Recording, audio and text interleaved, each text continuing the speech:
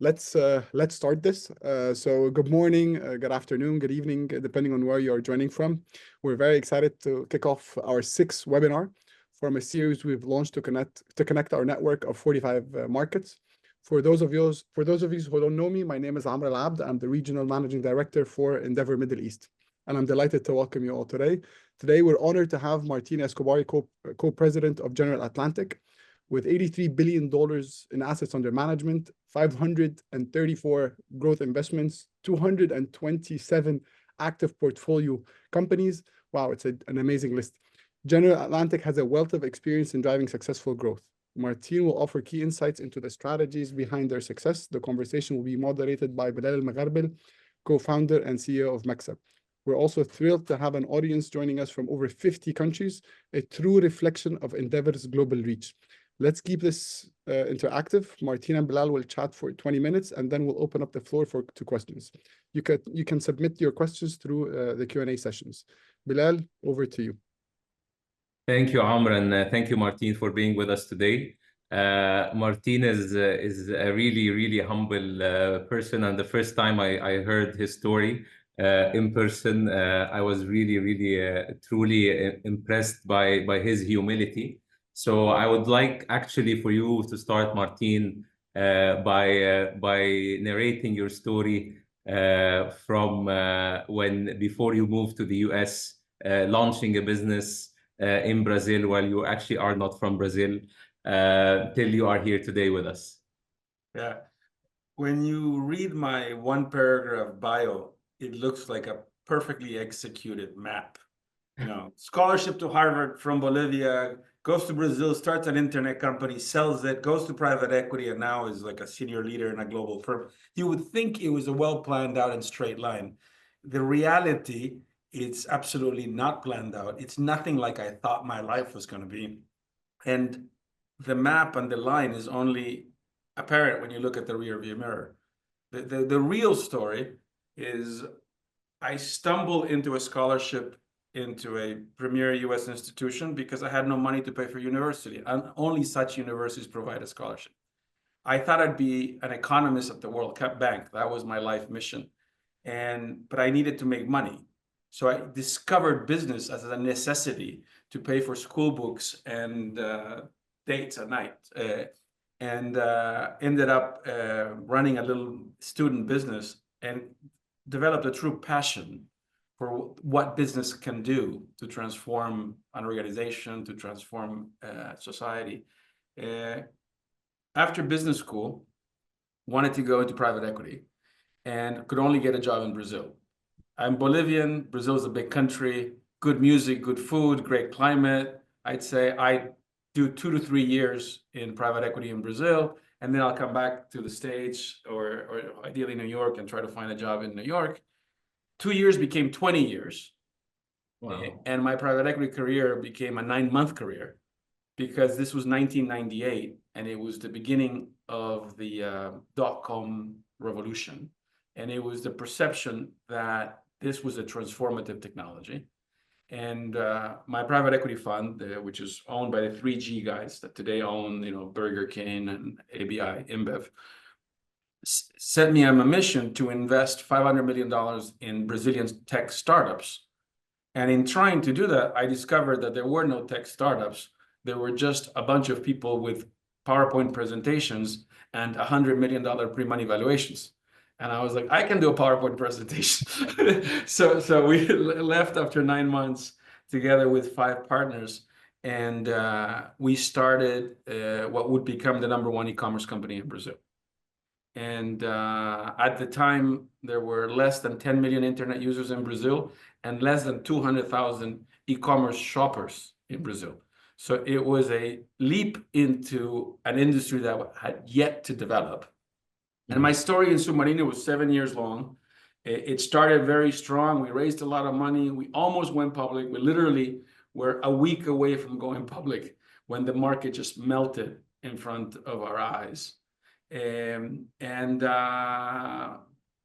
almost ran out of money, almost went out of business, had to dramatically pivot, had to fire 70% of the people, had to refocus, turn a profit.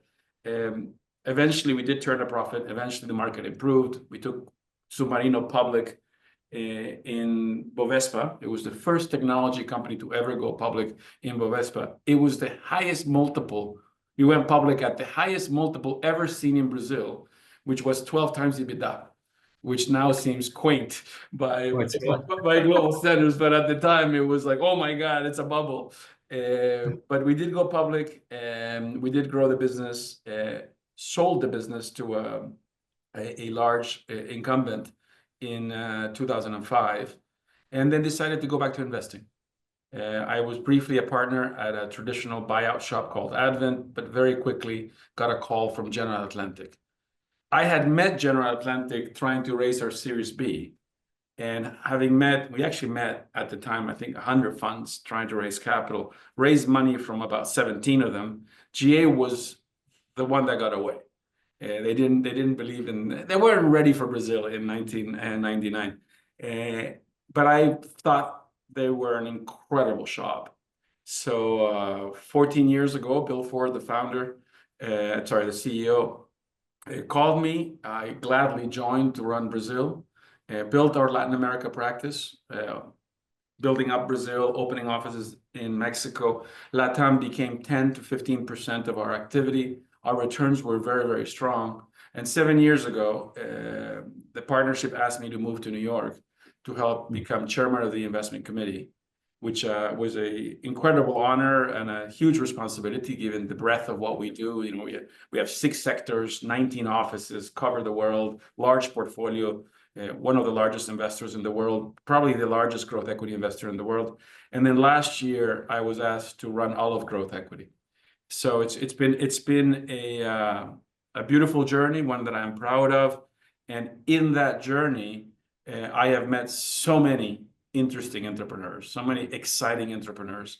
I mean, at GA, as a firm, we meet 10,000 companies a year. Do due diligence in 2,000, invest in 30 per year. But we do see the world. And at Endeavor, I've been a volunteer at Endeavor for 21 years. I've had the privilege of mentoring entrepreneurs from around the globe, sharing the breadth of what I see, sharing some beliefs that I've developed overseeing hundreds and hundreds of people in a similar journey. And I will say that Endeavor is one of the best things I've ever done. I'm super proud of my involvement and the friends I have made in the journey. And now I'm in the global board of Endeavor, and we're reimagining Endeavor for the next 10 years. And it's very exciting. Amazing, amazing. And Martin, one of the things that I've noticed in my journey fundraising is that operators turned investors operate slightly or pretty much very differently in terms of mindset from your typical investor who started his career and made it up the ladder there. What are the biggest lessons learned for you as an operator, and how did this help you become a seasoned investor? It is surprising to me how few operators become successful investors. As I think of it, great operators are trained to make 10 to 20 important decisions per day on very limited data. And they're very good at being decisive, and they're very good at changing their decisions on the go once they've made a decision and new data comes up. And it's that agility that makes them great company builders. That skill is the opposite of what you need in investing. In investing, you need a lot of data, and you need to make very few, very good decisions. So changing that chip it's hard to do, but some of us do it. The advantage of the operator is the number one thing I learned as an operator is that the heroes of the journey are the entrepreneurs, not the investors. The people that are creating the new, developing the new frontier, the fighters in the front lines of the battle for transformation are the entrepreneurs. The financiers, we're the supply lines. At the margin, we help here and there. At the margin, we give you money. At the margin, we give you confidence. but it's the respect for the entrepreneur and the operator, which is the what I learned the most. The entrepreneurial journey is an incredibly painful journey. The odds are incredibly against you. And one of the things that I've reflected on is the traumas of the journey, the near-death experiences, the pain of the journey, sometimes actually counts against you. So, for example, in the Submarino journey, we almost went bankrupt because we ran out of money. We did not balance the size of the ambition and the plan with the fuel we had in the tank. And we were this close to turning off the light and shutting down. So now I overcompensate and I overfund companies to make sure they have gas to like do more than that they had done. So that's that was one insight on the negative side. One insight on the positive side.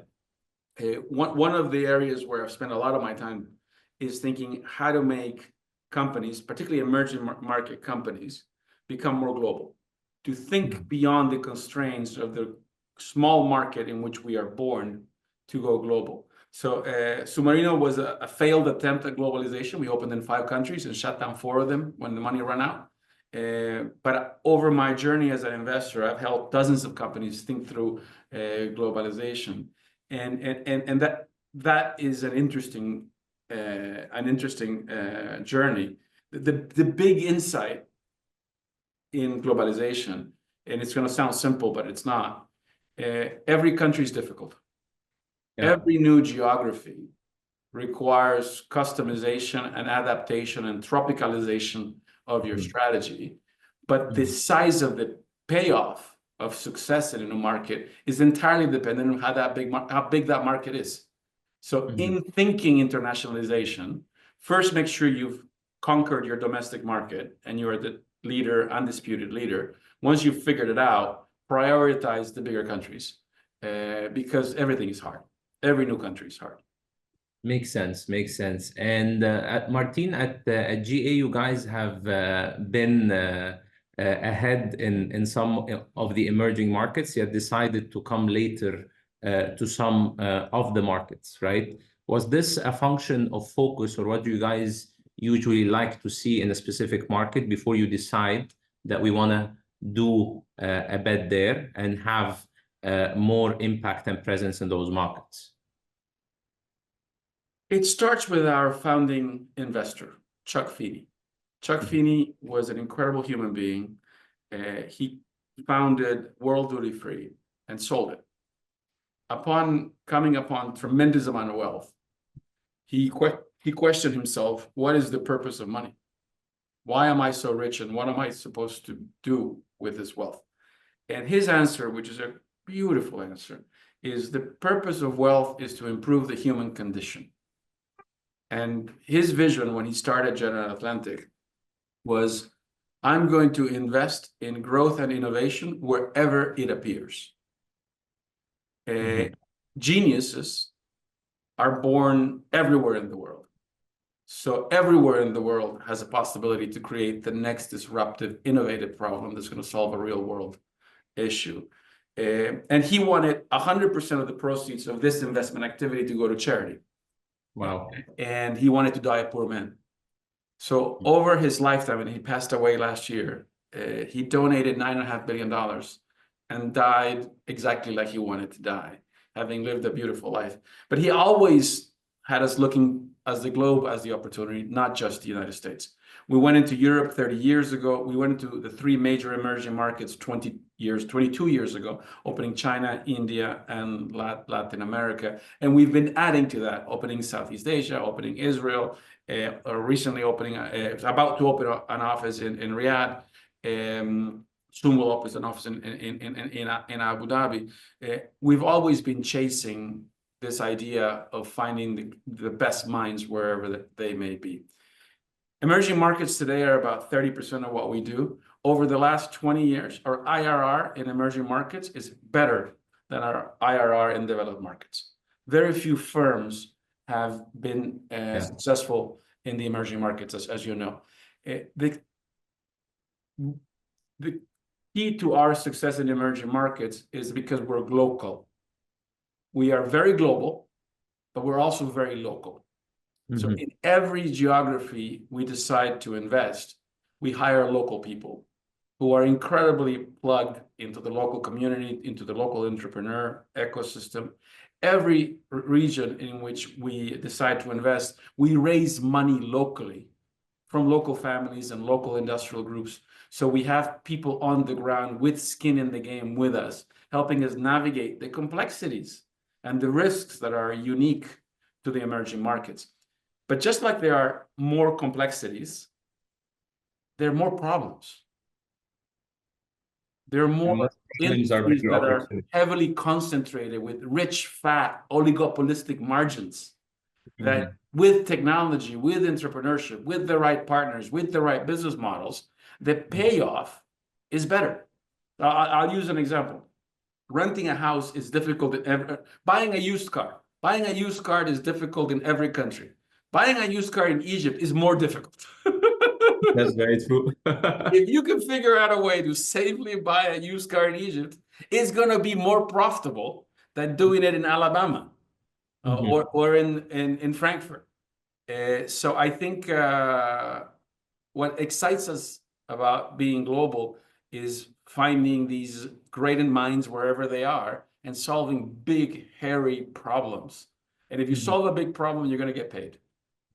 That makes sense. That makes sense. So there's pretty much, you've seen a lot of commonalities in these emerging markets, and then you depend on local talent or local team members that helps bridge the gap of what is needed in this specific market versus lessons learned. Is my understanding correctly? Yeah. We have an advantage when we invest in the emerging markets, which is not only that they have bigger problems. To some extent, we can read tomorrow's journal, because you look at the development of business models, the development of industries, the development of technology in developed markets, and you see what is the likely trend that's going to affect the local markets. Now, the challenge is it's not a perfect copy and paste. It gives you a direction, it gives you an inspiration, but the local customizations are incredibly important. So in my last ISP for Endeavor in Ireland, we met two Egyptian entrepreneurs who own the E-Trade or Robinhood of Egypt. And they were explaining to me that in the Egyptian market, the bioauthentication is super important because every third person is named Mohammed. So the name itself is just, so I'm using this as a funny anecdote, but it's not enough to say I'm going to copy Robinhood. Egypt's version of Robinhood is dramatically different in 17 ways that you can only develop if you're also local. So it's the combination of the global and the local that drives better outcomes in our view. That makes a lot of sense. And if you open the journal you just spoke about, what are you seeing that's happening in Middle East and Africa over the next 10 years? Listen, there are 4 tsunamis, so 4 transformative waves that are shaping the global opportunity set. Digital transition, turbocharged by AI, massive value creation opportunities. Innovation in healthcare, alternative ways of providing health, and new therapies that are based on the gene, not on chemistry, that will drive the opportunity set. Energy transition, massive amounts, trillions of dollars, $9 trillion a year necessary to do the energy transition. And the 4th one is the emerging middle class in countries like the Gulf, in Africa, in Southeast Asia, which will add $10 trillion of incremental consumption per year in the next 10 years. So what's exciting about the Gulf is the development of the middle class and this increasing sophistication of their consumption patterns. When countries go from 5,000 per capita GDP to 10,000 per capita GDP or higher, the consumption of things like education and healthcare doesn't double. It goes up 10x. Because once you've gotten your refrigerator and your house, you want a better education. You want better quality of life and health. And it is so exciting to see that, because it leads also to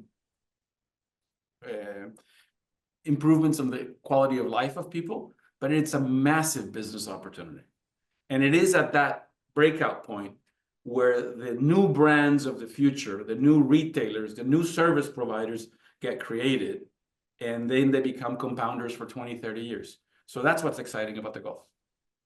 Makes sense. And if we want to zoom in on the topic of this webinar, which is growth investing in emerging markets, what do you guys at General Atlantic usually like to see to choose the companies in those markets where it is not easy, I would assume, to spot? Or is it, you can tell me otherwise, it's very easy to spot the winners and what these winners need to do to take it even further to the next level? Yeah. Through 43 years, there's about 10% of our investments that generate 40 to 50% of our gains. And we've done a lot of work to try to analyze what are the commonalities of these breakout companies. And I'm going to oversimplify it, but there are a couple attributes that are super important. First, they're going after big markets, solving big problems. So the ceiling of your dream is the size of your market. So we like entrepreneurs that have ambitious goals as it regards to their addressable markets. We like business models that have gross margin, and that gross margin is defensible, meaning once you've created a leadership position, once you've created gross profit, it's very hard for a competitor to undercut and erode your margins, because there are economies of scale, there are economies of learning, economies of scope that protect you from hyper competition. We like well-rounded teams. We find that we measure talent density. What percent of the C-level is A+? The definition of A+ to us, the difference between an A+ candidate and a B+ candidate, a B+ executive delivers the mission on time and on budget. He's good. Mm-hmm. An A+ candidate creates a new mission, delivers it without asking, and then asks for forgiveness. I'm sorry, you didn't tell me to do this, but I did this. And those are A+. So those are three things. We also look for companies that have the opportunity to consolidate their industries through acquisitions. So there's a consolidation opportunity. We like to invest in companies that both have the potential to one day go public, but also are so strategic in what they are creating that there are going to be multiple strategic investors who would overpay to be able to capture the strategic value. And the final one, which is the softest one, is we like to partner with entrepreneurs who want General Atlantic's help.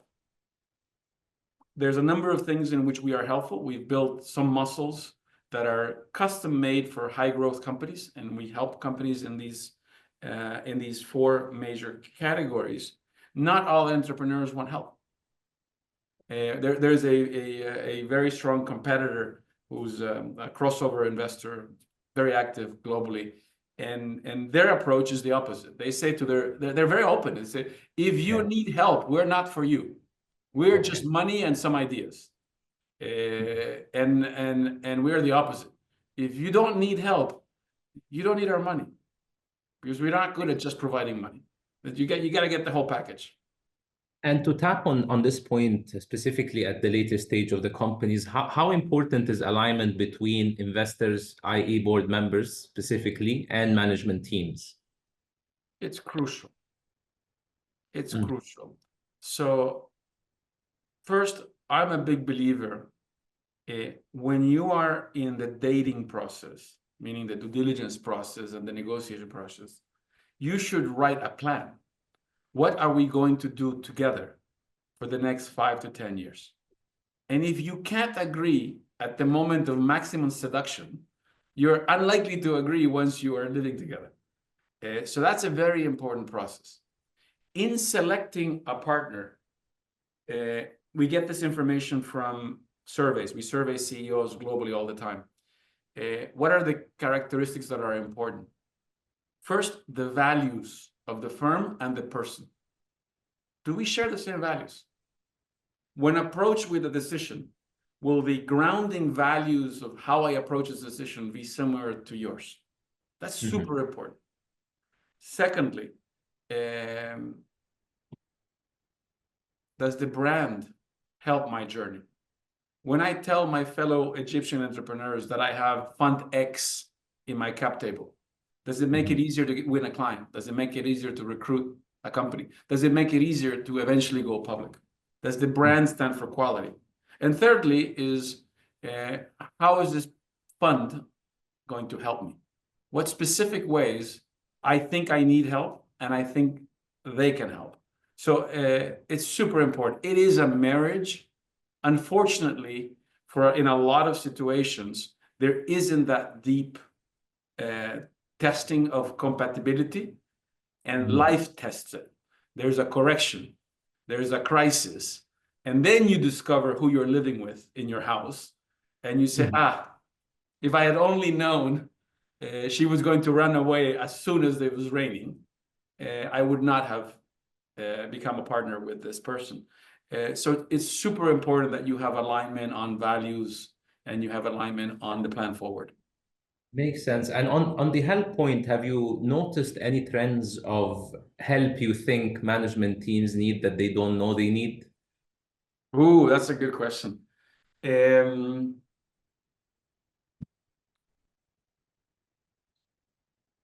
One of the ways that we uncover opportunities to help is by benchmarking. You may think you're very good at online marketing, and we may show you that you're bottom quartile in ROI of marketing dollars in your business model globally. And then you're like, oh, I was comparing myself to my Egyptian competitors, but based to the global standard, there is a gap. Please help me close the gap. So it is through benchmarking that you identify the particular gaps. I'd say the hardest thing to do is this notion of 80% A+ players. A lot of us, going back to the hero's journey of the entrepreneur, it's war. And there is a set of people that you went to war with, your early employees, and you went from 0 to 1 against the odds, because 0 to 1, 90% of companies don't make it to 1. The journey is all the way to 10. And that often leads to tremendous loyalty to people who were your partners early on. Not everyone scales from 1 to 10. That's very true. And what would you say is like founders and early management teams need to do to get from 1 to infinity? Always be relentless about talent. Always be relentless about comparing yourself to the best in the world and closing the gaps. And there is a phrase, it's going to sound harsh, but I've heard it from most of the best performing founders I've worked with. Some variation of this phrase, and don't kill the messenger because it's harsh. It's one CEO said it most succinctly, which is, no one has ever recovered from the thought, maybe I should fire him.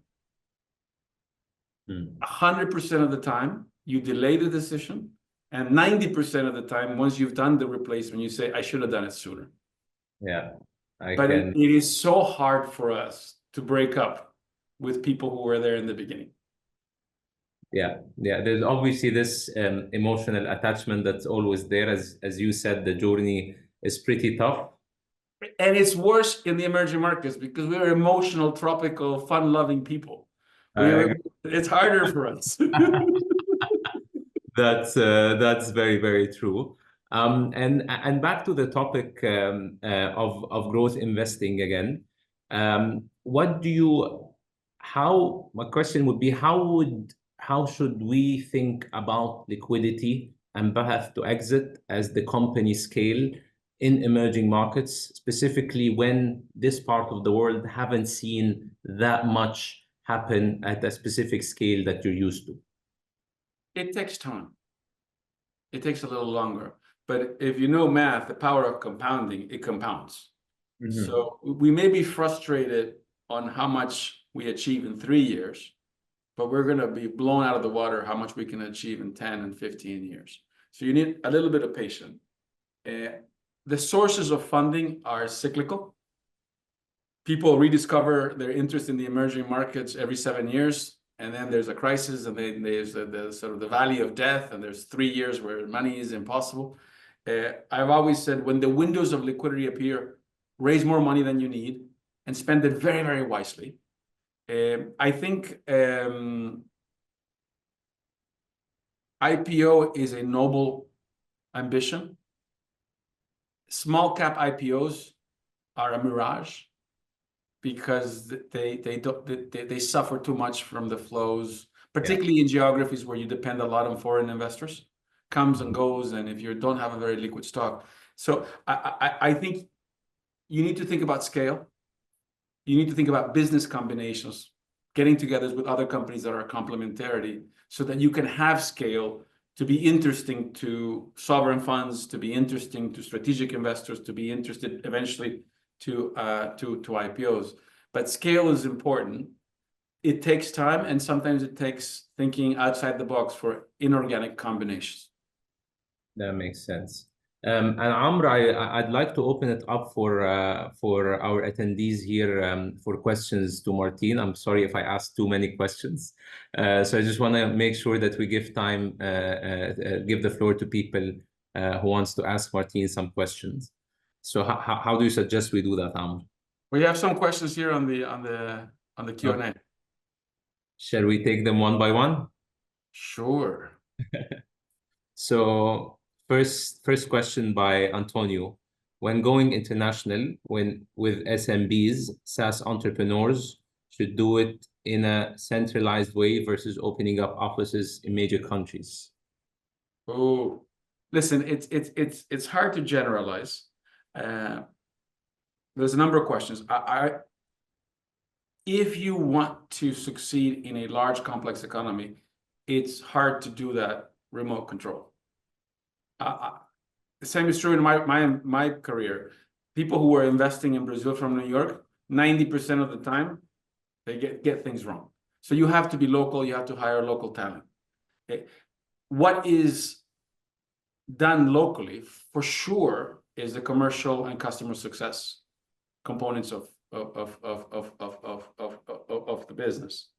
Where the technology and the programmers are based, that there's a lot more flexibility. In the post-COVID world, tech workers can be distributed. They're not particularly social people, so they don't really need to be in the same office. They can be in 4 or 5 different countries, but they need to be well integrated. So definitely local for customer facing.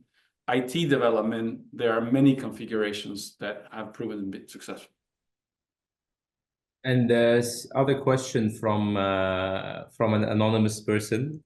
How did you perceive the 2021 valuations, and what was your advice to your portfolio as funding dried out in 2022? That's a good one.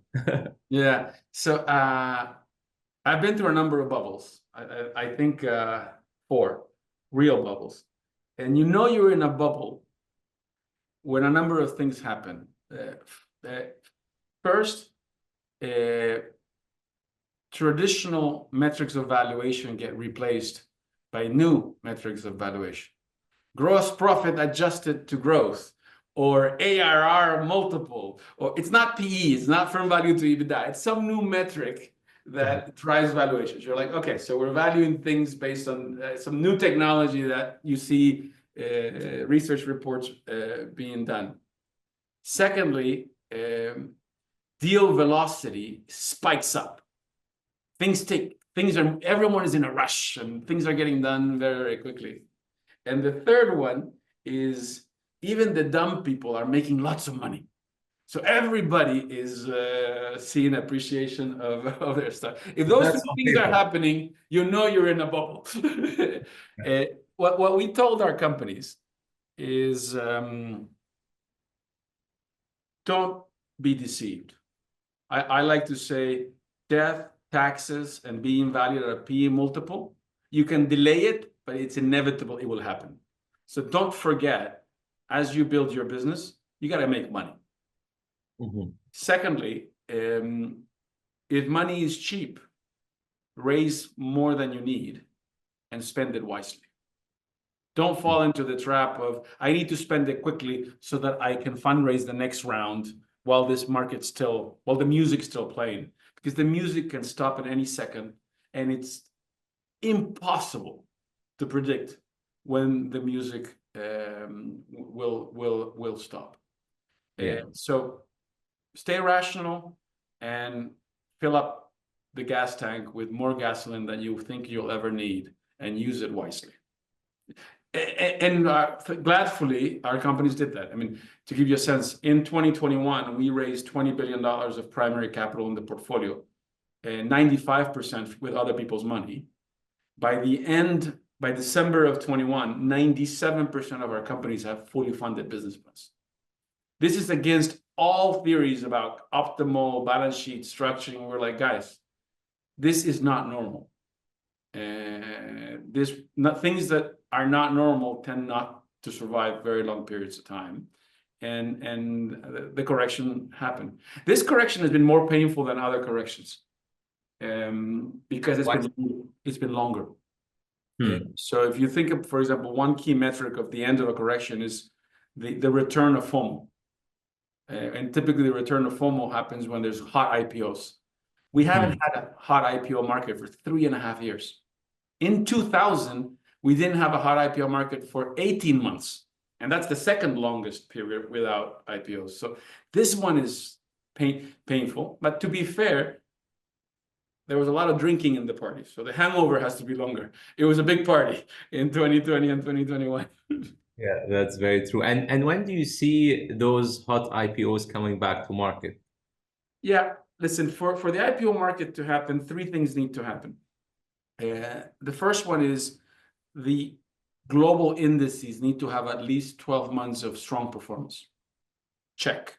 We've had, particularly in the S&P and the NASDAQ, very strong performance for the last 18 months. So that's ready. Number 2, the volatility index, the VIX, needs to be low and staying low. We're almost there. The VIX is coming down, and fingers crossed the election in America doesn't become too much of a Latin American soap opera. VIX will remain so. And then the third one is you need a brave new company to misprice its IPO so it pops 100%. Hasn't happened yet. So hoping for VIX to remain low and to have a few very successful IPOs in the beginning of 25. And it's my experience. So let's assume there's no geopolitical disruption, and this happens, and we have a good market in the US in the beginning of 25. Typically, 12 months later, investors rediscover the emerging markets, because everything gets very expensive in the developed markets, and they say, oh, I can buy something at 6 times revenue in Egypt. Yes, we need to go to Egypt. Hopefully slightly more than that. Depends on the business model. The next question from John is a good one. What has been the biggest mistakes of your investing career, and what did you learn? The biggest mistake I ever made is taking shortcuts. This idea that you can fool people by taking shortcuts is a very tricky and often not successful strategy. The shortcut we took as an entrepreneur was we were trying to get to scale to go public in 2000. There weren't enough e-commerce players, e-commerce buyers. The market wasn't big enough for us to get to critical size. And we stumbled into this catalog retailer of office supplies that had a website. And we said, you know what? We can cross-dress it as e-commerce because it's catalog, it's delivering, it's B2B. And we bought that business, and I became the CEO of that business in Brazil. But it wasn't e-commerce. It was low margin. It was undifferentiated.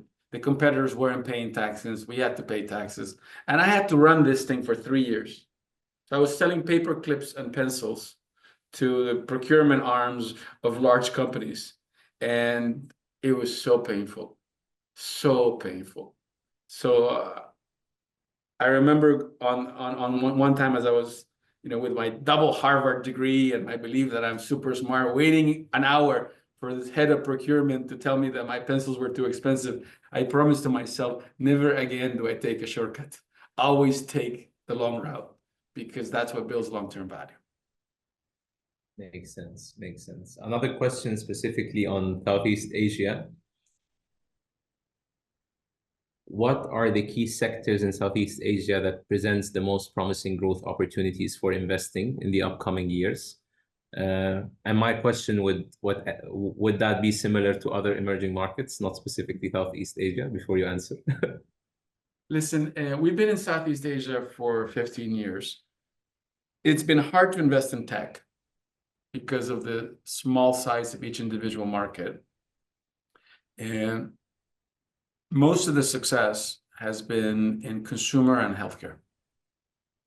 And more resilient, less disruptive business models. And that's where we've focused. And I believe those two segments are large and safer. And that has been our more recent focus, where we're most hopeful for. And since you spoke a lot about the importance of people, one question was about what's your thoughts on how the people function can enable scale effectively, effectively and proactively. Sorry, I'm dyslexic, so That's excellent. Listen, it's one of the key functions. I believe deeply on the talent density point, and the head of HR is a key person in driving that. But you need talent density across the organization, and you need to be constantly recruiting the best and brightest and retaining the best and brightest. So it's when we talk about how we impact the portfolio, there's 4 ways. The number one way is helping recruit best people. And we do that from our talent bank. So we've built, over the last 10 years, a database of 14,000 C-level executives, which we know to be great, either because they used to work for us or they worked against us and we hated them. We're like, next time we want you on our side. And we're hiring 40 to 50% of people from this database. So finding ways to find great talent, being ready to make the tough decisions to upgrade talent, is critical to every successful entrepreneur's journey. And one thing I remember you told me when we were in Riyadh is that you don't have to pick between competency and attitude, right? You can have both. So I guess this database you guys have built is quite a special one, because it must have both. I mean, I don't take shortcuts. So, for example, I've gone through processes where we've interviewed 300 people, and at the end of it, we find just candidates that are 80% what we need. We keep looking. We keep looking, because when you get a people decision right, it's the gift that keeps on giving for 10 years. So keep the bar high, and just like we meet 10,000 companies to invest in 30, if you need to interview 1,000 people to find the right person you need. Makes sense. And another very emerging market question is, how have you managed currency devaluation? It's very hard, because it's very hard to predict the currency. We look at purchasing power parity to understand the risk we're taking. How overvalued or undervalued is a currency relative to its long-term trend?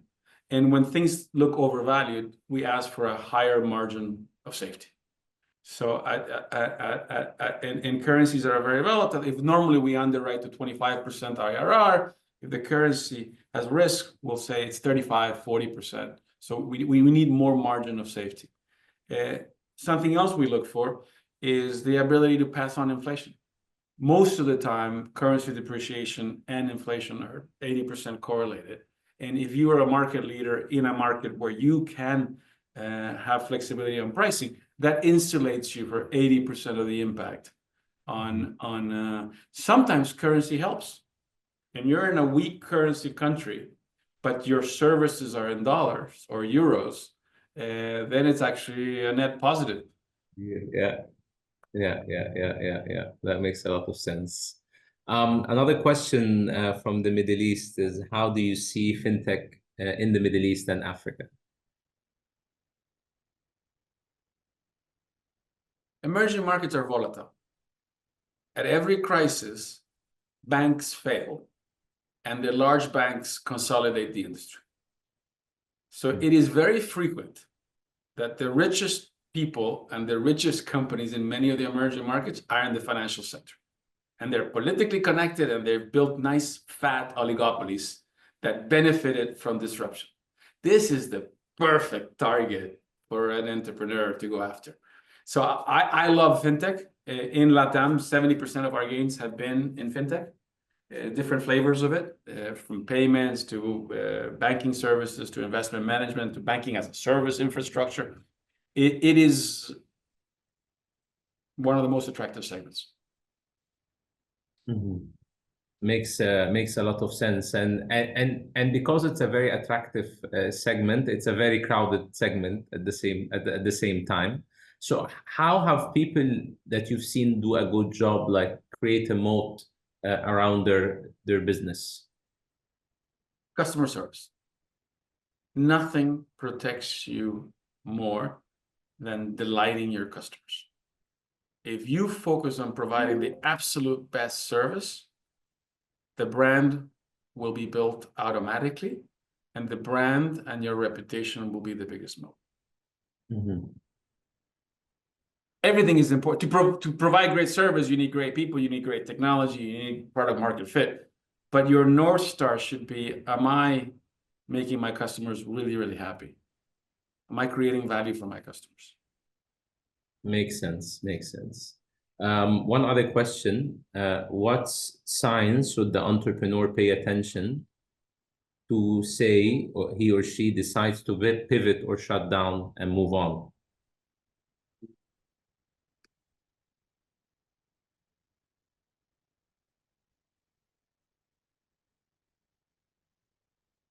That's really hard, because every successful entrepreneur I've met in their journey has had one or two near-death experiences. Mm-hmm. I almost gave up on Submarino. I actually did give up on Submarino, took a job in a sausage factory in Chicago. But on the way to the factory, with my wife, who was pregnant of her first child, my wife made a very compelling argument, which is, Martin, you will never forgive yourself for giving up on Submarino. Because if it fails, you will blame yourself for not having been there. And if it succeeds, you will hate yourself for being in a sausage factory. Well, Submarino is doing well, and I didn't give up. So resilience against adversity is super important. Now, sometimes you do that and it doesn't work. So it's really a case-by-case example. And the two questions that, if you're faced with that decision, question number one is, what is the probability of failure? And question number two, can I survive the failure? Makes sense. Those two things are, so it's not a one-size-fits-all answer. Yeah. It's very personal. And one question from me is, what percentage of the investing you do is based on intuition, obviously educated intuition, versus a long list of checklists that you need to actually do? So this is a good story. So when I became chairman of the investment committee, I was in awe and with huge imposter syndrome. I was like, I've been able to trick the Brazilians. I can't trick the world. I'm not this good. So I went to the two co-founders of GA, who had been CEO and CIO for the first 20 years of GA. Former CEO, Steve Denning, he's a former McKinsey guy, ex-Navy captain, very process-driven. And I went to Steve and I said, Steve, help me be a good investment committee chair. And he said, Martin, it's very simple. Do a checklist. Look at our best deals, think of the common characteristics. Look at our worst deals, think of the common characteristics. Create a checklist and have that checklist be the North Star that orients all our decisions, and it's going to take away the noise. I was like, wow, that's really clever. A checklist, of course. Same day, in the afternoon, I meet the other guy, who's the smartest guy in the firm. He's still our vice chairman, David Hodson. And I asked him the first question, and the first thing he says, resist the temptation to use a checklist. If it could be summarized in a checklist, we wouldn't be paid the millions of dollars we're paid to make investment decisions, because a monkey can execute on the checklist. We're not monkeys. And I was like, these are the two guys that made the decisions together, and they completely disagreed on this question you're asking. The reconciliation of the two is, because I did think a lot about this and I read a lot about this. Danny Kahneman, Thinking Fast, Thinking Slow, talks about the importance of checklists. Danny Kahneman developed the first checklist to do the interview process for the elite forces of the military and improved performance dramatically. After writing the book, I found this interview where they do more work because they discovered that some interviewers using the same checklist were better at making decisions than others. So it wasn't just a checklist. There was something about the interviewer. And there's this great quote from the best of them all, this woman. And she says, I do the interview, I follow the checklist, I see the answer, but before I make a decision, I shut my eyes and feel what the right answer is. And it's the combination of the two that leads to a better answer. So my answer to your question is educated intuition. Do your homework and then listen to your gut. If you listen to your gut before you do your homework, it's not a very smart gut. The gut is millions of years old. Give it the right inputs that it will make a good decision. Mm-hmm. And to this specific point, you mentioned something very interesting, that the two people that created the company had very different views, yet they've been able to work together for decades, right? Is this healthy, or is this typical or atypical in the best management teams that you have seen? The yin and the yang have to be together. The feminine and the masculine, the strategic and the operational, the creative and the engineer. You need both to be successful. Sometimes you find an individual that has both capabilities. And those are great leaders, but they're very rare. In alchemy, they call them the rebus. And these were this half female, half masculine creature that supposedly exists in mythology. It's very rare. I've met some. It's very rare. Most often, it's pairs of people that complement each other in ways that create the balance between the forces. So just like Steve and Hodge balanced each other out, right now, Bill Ford, our CEO, and I are balancing each other out. He's about dreaming of the industries of the future, taking risks. I'm all about process and diligence and being careful. And it's that tension, that friendly tension, that I think leads to durable progress. Just yin is not durable. Yes, yang is not durable. It's the combination that creates the flow that allows for progress. This is extremely counterintuitive, but it makes so much sense at the same time. The next question is about the topic that everybody's speaking about these days. What are your views on AI and investors only looking at AI-based ventures? And is this another bubble? It is absolutely a bubble. It makes absolutely no sense to value companies with 3 million of revenue to $3 billion. It is the most exciting technology of the last 20 years. In the last 20 years, we've had 3 technological transformations: the rise of the internet, the rise of the mobile internet, and now AI. It is truly transformative. 95% of our companies are using AI with great payback. What are the use cases? AI Copilot for programmers improves productivity 30 to 40%. AI for customer service, 90% of customer interactions can be done with smart AI. AI for digital marketing, you can reduce your digital marketing costs by 30 to 40% by doing A/B testing at speed with AI. And the fourth one, enhanced decision-making.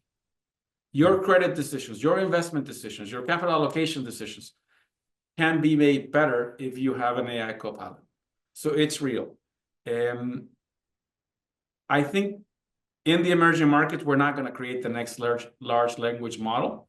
We're not going to create probably the next AI chip, but we can create software solutions that use AI. We've invested in 2 companies that both are not yet public, but they're in your region, soon to be public. And these are software companies that are going after global markets. And the intelligence of the software is AI powered. And they're both from your region. So broadly. So I think it's real. I think at the very least, we should all be embracing AI in our businesses because it is a source of real productivity. And I think we will find some great emerging market champions that are developing AI applications embedded in software that will create a lot of value. So it's a very exciting. Valuations have begun to come down. So soon we've met 700 companies. We're doing our first 2 investments in this new trend because it's now a little more reasonable. But it's real. Every bubble is real. Well, almost every bubble. Crypto, not so much. Is real. You just have to wait. You have to navigate prudently. And one last question for me again on the AI topic. You haven't been an AI engineer, right? You've been building a company and then investing.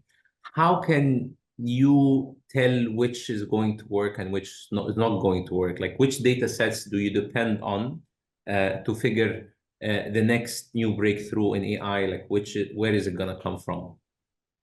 It's really hard. We're not venture investors. Venture has to take a lot of technology risk. But we're growth equity investors. But by the time we invest in a company, they have customers. And the way we get comfortable about a technology risk is we understand deeply if it's working in the customer and why he did decide to hire this service, having seen everything else. And if that decision makes sense, and they are the most sophisticated customers we could find, we rely on their judgment, and then we help the company scale and find more customers like that and price it effectively. But it's what you're asking requires deep technical knowledge, which is resident more on the specialized VCs and not on the growth equity investors. Growth equity investors are really about scaling things that already have more data. That's not just science, it's product market fit. There is product market fit, we come in. That makes a lot of sense. Martin, we're almost at the hour. Any last advice to the audience, specifically in our part of the world, that you want to leave them with? Listen, I think your part of the world is going to have an amazing transformation in the next 10 years. Don't leave. Don't take the sausage factory job out of your region. Stay committed to the region. I think the ecosystem is developing, and don't give up. Well, this is very precious insights, Martin. Thank you so much for spending this time.